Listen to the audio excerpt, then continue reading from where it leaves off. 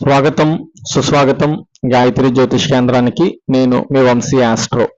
శ్రీ వాల్మీకి విరచిత శ్రీమద్ రామాయణం అయోధ్యాకాండము 46వ సర్గ. తమసా నదీ తీరముకు చేరుకున్న రాముడు సీతతో లక్ష్మణునితో ఇలా అన్నాడు. ఓ సీత, లక్ష్మణ, ఇప్పుడు మనము వనవాసములోకి ప్రవేశించాము. మన వనవాసములో ఇది తొలి రాత్రి. చీకట్లు కమ్ముకుంటున్నాయి. పక్షులు కూడా తమ తమ గోళ్లకు చేరి నిశ్శబ్దంగా నిద్రపోతున్నాయి. అయోధ్యలోని మన వారందరూ మన కోసం దుఃఖిస్తూ ఉంటారు. ముఖ్యంగా నా తల్లి కౌసల్య, నా తండ్రి దశరథుడు నా కోసం ఏడ్చి ఏడ్చి అంధులుగా మారిపోతారా అని భయంగా ఉంది. నా తల్లిదండ్రులను ఇక భగవంతుడే ఓదార్చాలి. అయినా ధర్మాత్ముడు అయిన భరతుడు ఉండగా నా తల్లిదండ్రులకు భయమేముంటుంది? లక్ష్మణ, నీవు నా వెంబడి రావడం నా మంచిగా జరిగింది. లేకపోతే నేను ఒక్కడినే సీతా సంరక్షణ భారం వహించవలసి వచ్చేది. ఓ లక్ష్మణ, ఈ రాత్రికి నేను ఆహారం ఏమీ తీసుకోను. కేవలము నీళ్లు తాగి ఉంటాను. నాకు భోజనం చేయాలని కోరిక లేదు. నీవు మాత్రము మన రథాశ్వములను జాగ్రత్తగా చూచుకో. వాటికి కావలసిన ఆహార పానీయాలు అందాయో లేదో చూడు అని అన్నాడు రాముడు.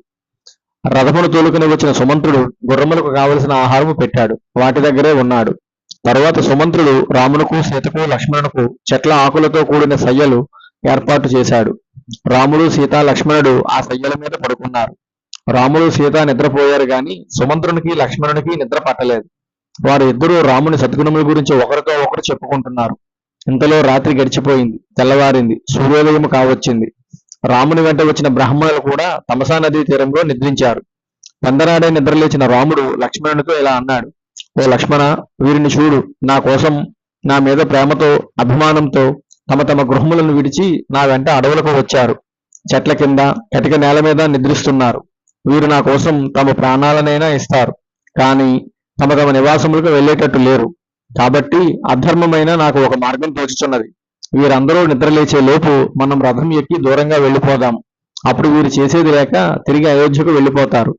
మనతో పాటు వీరికి వనవాసము తప్పుతుంది. ఇంకా వీళ్ళకు ఈ చెట్ల కింద నిద్రించే అవసరమూ ఉండదు.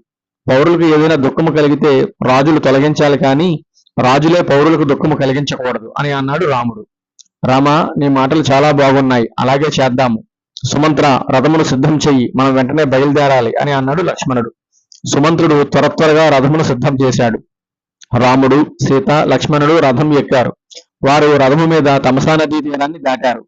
రాముడు సుమంత్రునితో ఇలా అన్నాడు. ఓ సుమంత్ర, నీవు ఉత్తర దిక్కుగా కొంత దూరం ప్రయాణించి తర్వాత రథమును వెనకకు తిప్పుకొని రమ్ము. మా వెంట వచ్చిన బ్రాహ్మణులకు కనబడకుండా మరలా మా వద్దకు రథమును తీసుకొని రా. ఎట్టి పరిస్థితుల్లోనూ ఈ విషయం వారికి తెలియనీయకు అని అన్నాడు సుమంత్రుడు. రాముడు చెప్పినట్టే చేసి రథమును మరలా రాముని వద్దకు తీసుకువచ్చి నిలిపాడు. తర్వాత సీతారామ లక్ష్మణులు రథం ఎక్కారు. సుమంత్రుడు రథమును అరణ్య మార్గంలో పోనిచ్చాడు. ఇది వాల్మీకి విరచిత శ్రీమద్ రామాయణం అయోధ్యాకాండము 46వ సర్గ సంపూర్ణము. ఓం తత్సత్. ఓం తత్సత్.